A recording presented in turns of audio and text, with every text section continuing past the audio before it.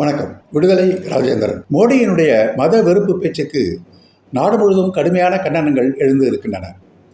மோடி பேசிய கருத்துகள் கூட அப்பட்டமான பொய், உண்மைக்கு மாறானவை என்று இன்றைக்கு ஆதாரபூர்வமாக செய்திகள் ஆங்கில ஏடுகளில் வெளிவந்து இருக்கின்றன.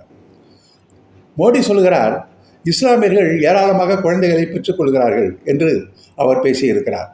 ஆனால் உண்மை அதுவல்ல. மக்கள் தொகை கணக்கெடுப்பு விவரங்களை இந்து ஆங்கில நாளேடு இன்று அரசு தருகின்ற புள்ளி விவரங்களை கொண்டு வெளியிட்டு இருக்கிறார்.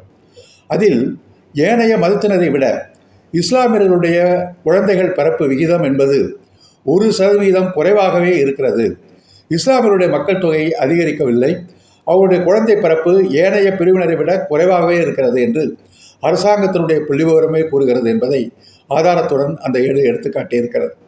மற்றொரு கருத்து, மன்மோகன் சிங் இஸ்லாமியர்களுக்கு நாட்டின் சொத்துக்களை பிரித்து கொடுக்க வேண்டும் என்று பேசியிருக்கிறார் என்று மோடியின் பொய்யான அபத்தமான குற்றச்சாட்டு. ஆனால் 2006 மன்மோகன் சிங் என்ன சொன்னார் என்று சொன்னால், நாட்டின் வளர்ச்சியை தாழ்த்தப்பட்டோர், பழங்குடியினர், பிற்படுத்தப்பட்டோர், பெண்கள் மற்றும் சிறுபான்மையினர், குறிப்பாக இஸ்லாமியர்கள் உட்பட வளர்ச்சியை அனைவருக்கும் பகிர்ந்தளிக்கப்பட வேண்டும். விளிம்பு நிலையில் உள்ள மக்களுக்கான பகிர்வுதான் உண்மையான சமத்துவத்தை கொண்டு வரும் என்று மன்மோகன் சிங் பேசிய பேச்சை ஓபிசி, எஸ்சி, எஸ்டி, பெண்கள் இவைகளெல்லாம் தவிர்த்துவிட்டு இஸ்லாமியர்கள் என்பதற்காக மட்டும் அவர் சொன்னார் என்பதாக திரித்து பொய்யாக மோடி பேசியிருக்கிறார். அவரது பேச்சினுடைய உண்மையான டெக்ஸ்ட் அதையும் இன்றைக்கு ஆங்கில ஏடுகள் வெளியிட்டு இருக்கின்றன. ஒரு பக்கம் இப்படி இஸ்லாமியர்களுக்கு செல்வங்களை பகிர்ந்தளிக்கப் போவதாக காங்கிரஸ் மீது குற்றம் சாட்டிய அவர் உத்தரப்பிரதேசத்தில் போய் இஸ்லாமியர்களுக்கு சமாஜ்வாடி கட்சியோ மற்ற கட்சிகளோ எதுவுமே செய்யவில்லை, இஸ்லாமியர்களுக்கு துரோகம் அழைத்து விட்டது, நாங்கள் தான் இஸ்லாமிய பெண்களுக்கு முத்தலாக் எண்ணிக்கு சுதந்திரம் கொடுத்தோம் என்று நேர்முரணாக அதற்கு பேசியிருக்கிறார். தேர்தல் தோல்வியின் பயத்தின் காரணமாக எந்த கீழ்நிலைக்கும் செல்வதற்கு அவர் தயாராகிவிட்டார். மோடியினுடைய உளறல் என்பது இது ஒன்றும் புதிதல்ல. எத்தனையோ எடுத்துக்காட்டுகளை நாம் கோர முடியும்.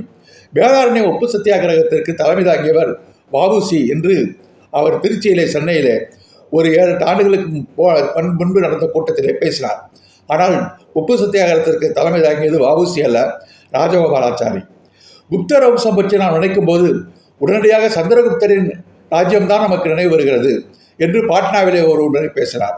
சந்திரகுப்தர் குப்த வம்சத்தை சேர்ந்தவரே அல்ல, அவர் மௌரிய வம்சத்தை சேர்ந்தவர். மாவீர அலெக்சாண்டர் இராணுவம் உலகத்தையே ஆண்டு வெற்றி கண்டது, பீகாரில் அதே இராணுவம் தோல்வி அடைந்து ஓடியது என்று மோடி பாட்னாவிலே பேசினார்.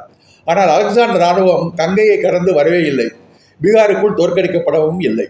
இப்படி பொய்யான செய்திகளை உளறி கொட்டுவது என்பது அவருடைய வழக்கமான பேச்சு என்றாலும் கூட இப்போது கேவலமாக மத வெறுப்பை தூண்டுகிற ஒரு பேச்சை பேசி இந்தியாவினுடைய ஒரு பிரதமர் இப்படி இருக்கிறாரே என்று உலக நாடுகள் எள்ளி நகையாடுகிற அளவிற்கு நாட்டை தலைகுனிய வைத்ததோடு இன்றைக்கு நாட்டிலிருந்து கடுமையான எதிர்ப்புக்கும் அவர் உள்ளாகி இருக்கிறார். இப்படிப்பட்ட ஒரு மனிதர் இந்த நாட்டில் மீண்டும் பிரதமராக என்று சொன்னால் அது ஜனநாயகத்திற்கு அவமானம், இந்தியாவிற்கு அவமானம். சிந்திப்போம். நன்றி, வணக்கம்.